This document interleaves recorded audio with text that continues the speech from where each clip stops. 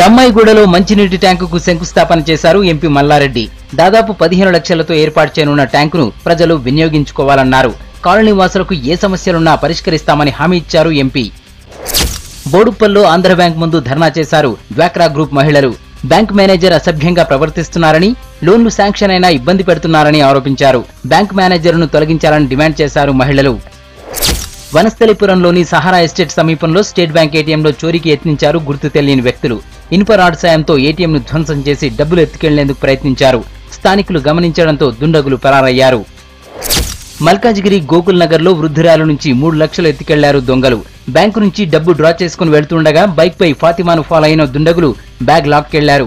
HDFC bank నుంచి 3 లక్షల నగదుతో పాటు 7 తులాల బంగారం, 10 తులాల వెండిని తీసుకుని ఫాతిమా బ్యాంకు బయటకు రాగానే దుండగులు బ్యాగ్ లాక్కెళ్లారు.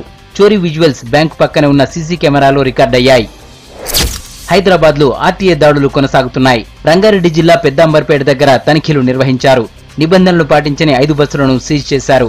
మరికొన్నింటిపై కేసులు పెట్టారు. ప్రయాణికుల రక్షణే తమ ప్రధాన లక్ష్యమంటున్నారు ఆర్టీఏ అధికారులు.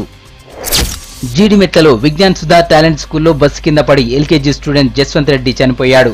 వివేకానంద నగర్ లో ఉంటున్న జస్వంత్ ను చూడకుండానే డ్రైవర్ నిర్లక్ష్యంతో బస్సును రివర్స్ చేశాడు. దీంతో బస్ టైర్ కింద పడి జస్వంత్ చనిపోయాడు. చిన్నారి చనిపోయాడన్న వార్తతో పేరెంట్స్ కుప్పకూలిపోయారు. సర్కారీ స్కూళ్లను పటిష్టం చేయాలంటూ విద్యాశాఖ డైరెక్టరేట్ ముందు ఆందోళనకు దిగారు ఏఐడిఎస్ఓ నేతలు. ప్రభుత్వ స్కూళ్లలో మౌలిక వసతులు కల్పించాలని డిమాండ్ చేశారు. ప్రభుత్వ స్కూళ్లను మూసేయొద్దంటూ ప్లకార్డులు ప్రదర్శించారు.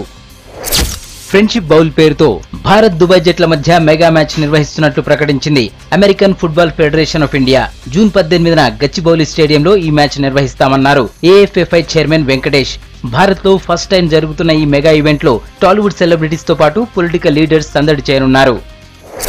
DJ and music team wing and ding Inorbit mall లోని స్మాష్ ఎంటర్టైన్మెంట్ సెంటర్ లో సందడి చేశారు. సిటీలో ఓ ఈవెంట్ లో పాల్గొనడానికి వచ్చిన టీం మెంబర్స్ ఎంటర్టైన్మెంట్ గేమ్స్ ఆడుతూ ఎంజాయ్ చేశారు. అభిమానులతో సెల్ఫీలు దిగారు.